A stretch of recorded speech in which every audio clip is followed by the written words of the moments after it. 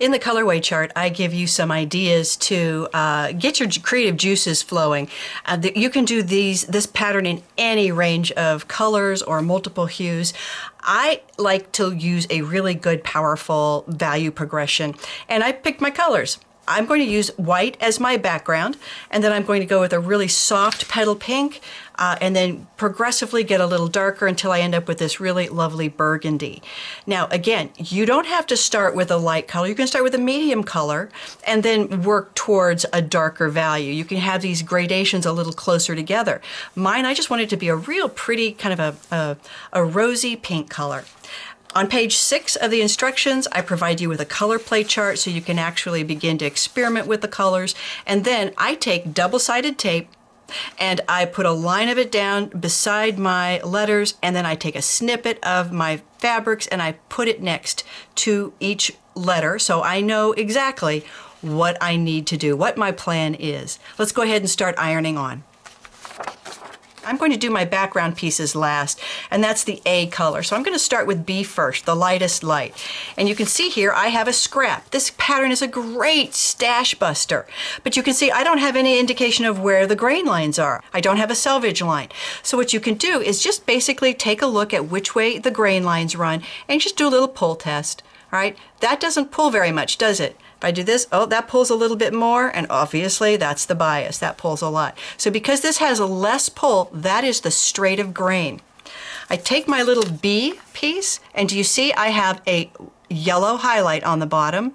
That indicated to me that that is the side of a section, and I want to give that side of my facet a little more structure by placing it on the straight of grain. So I'm going to go ahead and do that. Here is the straight of grain, and I'm going to go ahead and drop it down and align this edge with the straight of grain. The other ones are going to be on the bias, but that's okay. I'm going to at least know this has some good structure. What you want to do is you want to take a hot iron, no steam, and iron that thing on.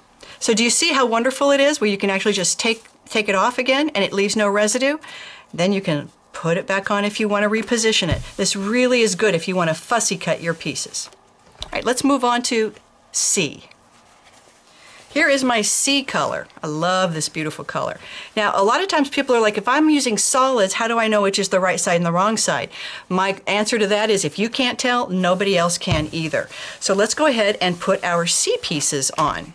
All right, so let's figure out where the grain line is. Is this the grain line? Oh no, that seems to be the cross grain.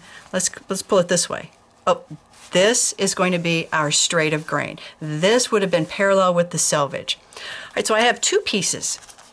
One has a highlighter here and then two other edges. I'm going to put this highlight on the straight of grain because this indicates to me it's the edge of a section and I want to give this more support. So I'm going to go ahead and put this on the straight of grain.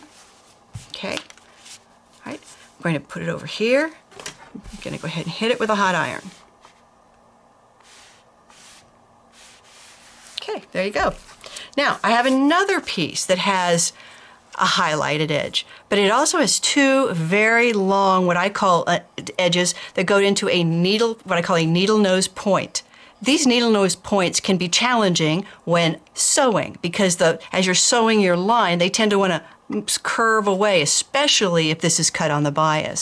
So what I'm going to suggest you do is place this edge on the straight of grain rather than that edge. Let's give this nice long edge some support. So let's put this on the straight of grain. Okay, here we go. This is the straight of grain. Good. I'm going to position this line beautifully. Now the important thing is that I want to keep enough space here where I can do a nice 1/4 inch seam allowance all the way around each one. So give yourself plenty of room in between your pieces. Okay, here's another piece, F. F has a highlighted edge at the edge of a section, but it has also this incredibly long, beautiful edge that it goes to a needle nose point. I'm going to put this edge on the straight of grain rather than that edge. And here is the straight of grain.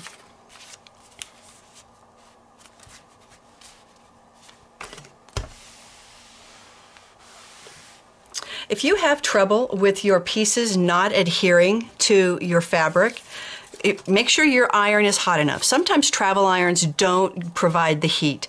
So get a nice, good, solid iron that has a nice high heat setting, no steam. Another trick is to heat the fabric first, and then heat that fabric really well first, then place your piece down on it and heat it from the top. So here's my fabric, my A fabric, which is my background fabric, and I have all of my A pieces here. You can see on this one I have a nice long highlight here, a nice long highlight here, indicating the edge of my block. This is the edge of the background. So what I want to do is I want to place this longest edge, this is actually a little bit longer than this edge, on the straight of grain. Here's my selvage right here. So I'm going to place this on the straight of grain.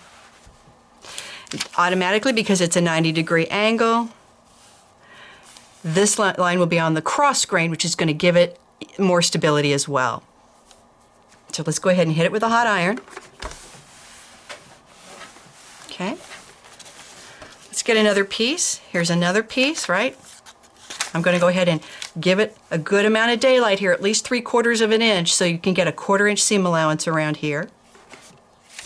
Another thing to keep in mind is this little message here. Cut 3/4 seam allowance on these two edges to allow for trimming.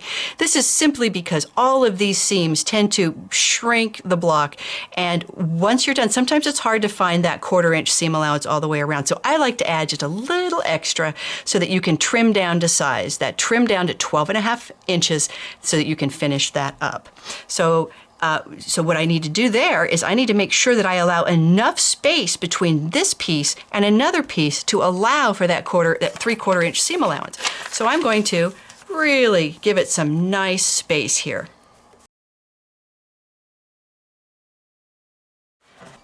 What I would do is I want to be sure that I'm going to cut the this is a 3/4 inch edge, right? So here I'm going to do 3/4 on this edge, 3/4 on this edge, 3/4 on this edge, but just a regular 1/4 inch here. And then with the rest of them, it's all going to be a 1/4 inch seam allowance.